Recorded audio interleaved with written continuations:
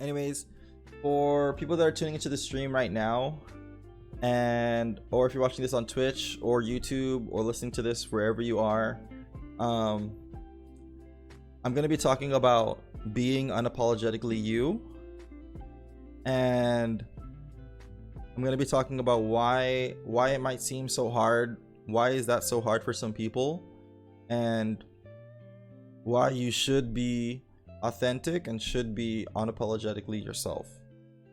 Spotify, please, I'm running out of data. Alright, I will try, but we'll see how it goes. But first thing that I want to talk about is, why is it so hard? Why is it so hard for you to be like the real you? Why is it so hard for people to be authentic with each other? Why is that so hard in general? So I think one of the biggest reasons why it's so hard to be yourself is, one, from a very young age, we as a society are conditioned to feel good about being accepted. And I don't know if that comes from our school or if it comes from our parents, but from a young age, we are conditioned to feel good about accepted, or to feel good about being accepted. And what that does to people over time, they end up hiding the bad and the unacceptable parts of themselves. When, like, we're human, there are going to be bad parts and good parts about like everyone, and trying to hide all of that is unhealthy in a sense. Maybe trying not to be vulnerable in front of others. Yeah, I think that too. I think nowadays it's really hard for people to be vulnerable with people they don't really know well. Like, yeah, you're going to be vulnerable with your best friend, but if you really want to make a genuine connection with people faster and more often, then you have to get over the fact that you're going to be judged on what you say, because no matter what, you're going to be judged on what you say and what you do, and like, you're even going to judge yourself for those things. But I feel like there's more value in being yourself and being unique, and knowing that your experiences differ from everyone else, compared to trying to do what society wants you to do, which is being safe, and then hiding the part of you that is the real you, that wants to come out but can't because you're stopping it because you want to be accepted. And like, we've been raised like this for our whole lives, and I know for a fact that when like someone has the mindset for a really long time, they tend to, it's harder for those people to change.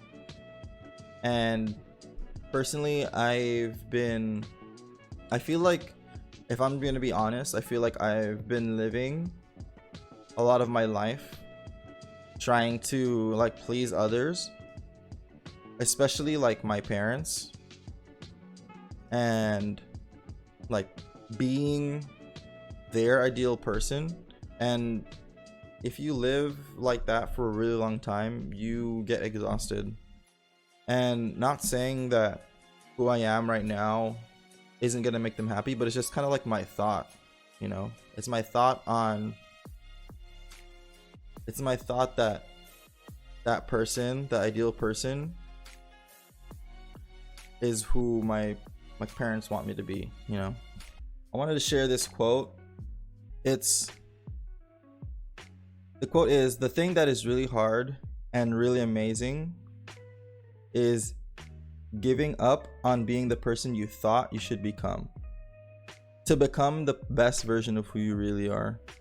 And what that means is people try to be someone else to please the people around them, and they try to be someone that they don't feel like passionate about, that they don't feel fuels their goals. And if you live your life trying to please like the people around you, whether that's your best friend or maybe your mom or your dad or who you look up to, then you're eventually going to be exhausted. You got to think about who are the people that you attract in your life. And if you aren't yourself and being authentically you, then you're going to attract people that you may not even vibe with. For example, if let's just say I feel like I should like sports or something, like it could be anything, but I'm going to end up attracting people that like sports, but my true calling is like video games or something, you know? If you are unapologetically yourself, then you're going to attract the people that are like you as well. Once you accept that you want to live an authentic life, you start to understand that even the unworthy parts of yourself are important, and people will respect you for being real, you know? Like, I think it's kind of crazy. One of the like the thing about people in our generation, especially parents, if you're dealing with parents that want you to do something different, like let's just say that you wanted to do something that didn't really go along with what your parents want. I feel like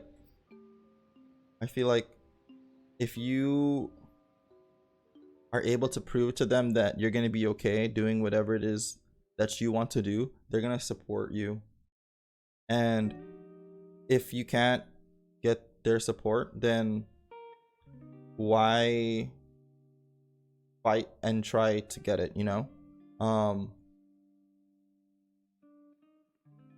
You might figure out that you want to do like something different, and would you rather like live your life pretending to be someone else and die exhausted, like without their support, or like live the life you do want to live, actually have passion in your life, to actually have passion in what you're doing, and then later on they get to see that? I think that is a lot more valuable than just, you know, chilling.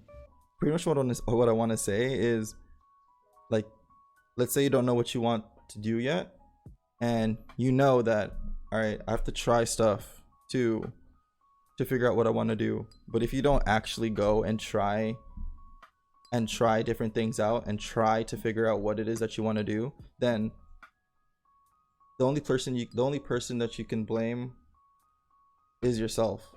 Because like success isn't gonna come knocking at your door like, yo, guess what, you really like basketball, so we're here. Like, no, it's gonna, like, maybe someone asks you to join a league, and then all of a sudden you're like, fuck, I really love basketball, like I want to make this my life, you know?